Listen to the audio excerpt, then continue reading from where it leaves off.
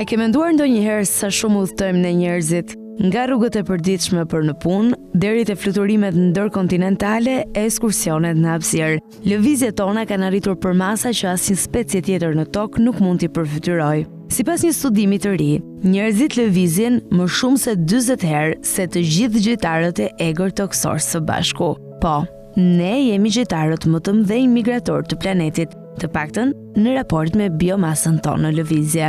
Në krahasim me migrimet madhështore të antilopave, zebrave apo dallëndysheve arktike, trafiku i përditshëm njerëzor me makina, trena e avion është një stuhi e vërtet lëvizjeje.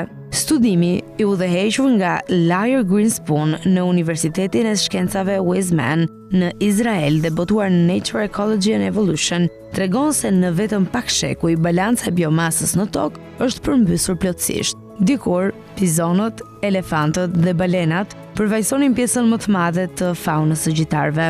Sot njerëzit dhe kafshët e zbutura për ushqim përbëjnë rreth 95% të biomasës së gjytarëve, duke lënë kafshët e egra me vetëm 5%. Kjo do të thotë se lëvizja dhe ndikimi i jetës së egër janë zbehur përballë aktivitetit njerëzor. Greenspoon prezantoi një matës të ri, lëvizja e biomasës që tregohet me ton kilometra në vit. Ai kombinon numrin e individëve, peshën e tyre mesatare dhe distancën që përshkrojnë çdo vit. Rezultati, njerëzit lëvizin rreth 4.000 miliard ton kilometra në vit, pra 40 herë më shumë se të gjitha kafshët së bashku. Për krahasim, migrimet e mëdha të antilopave dhe zebrave në Afrikë, një nga ngjarjet më të mëdha natyrore në tokë, prodhojnë po aq lëvizje biomase sa një ngjarje vetme njerëzore, si shkuarja në Mekë apo Kupa e Botës. Trupat tanë janë më të vegjël, por makinat, trenat dhe avionët na kanë kthyer në krijesat më lëvizëse që planeti ka parë ndonjëherë. Dallëndyshat e Arktikut udhëtojnë çdo vit pothuajse nga poli në pol, por gjithë kjo përpjekje krijon vetëm 16 milion ton kilometra në vit. Edhe ujqërit gri me udhëtimet e tyre të gjata nëpër kontinente arrin vetëm 30 milion ton kilometra, ndërsa njerëzit, vetëm duke ecur e lëvizur në përditshmëri, gjenerojnë rreth 6 herë më shumë lëvizje biomase se e gjithë jeta e egër toksore, përfshirë edhe insektet. Në oqeane peshqit kryesojnë listën me 30.000 miliard ton kilometra në vit, më shumë se 7 herë lëvizja njerëzore,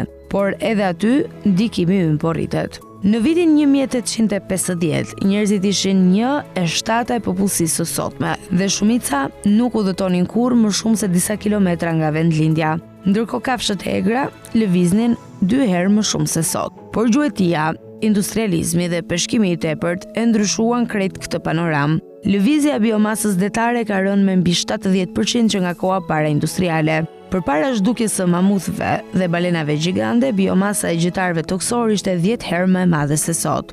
Zhdukja e këtyre gjigantëve natyror nuk shoi vetëm specie, ajo ndryshoi rrjedhën fizike të materjes së gjallë në tokë. Dhe ja ironia, studimi llogarit vetëm masën biologjike të njerëzve, jo peshën e aeroplanëve, makinave apo anijeve që përdorim çdo ditë. Nëse do të përfshiheshin edhe ato, lëvizja e materjes që lidhet me ne do të tejkalonte çdo përmas biologjike në historinë e tokës. Një termocentral i vetëm prodhon aq energji sa ajo që shpenzojmë për lëvizje të gjithë gjytarët e egër së bashku. Ky fakt përmbledh mjaft mirë kohën ku jetojmë, një epokë në cilën krijesa më e lëvizshme e planetit, njeriu, shtyhet përpara nga energjia e një bote, gjithnjë e më të palëvizshme.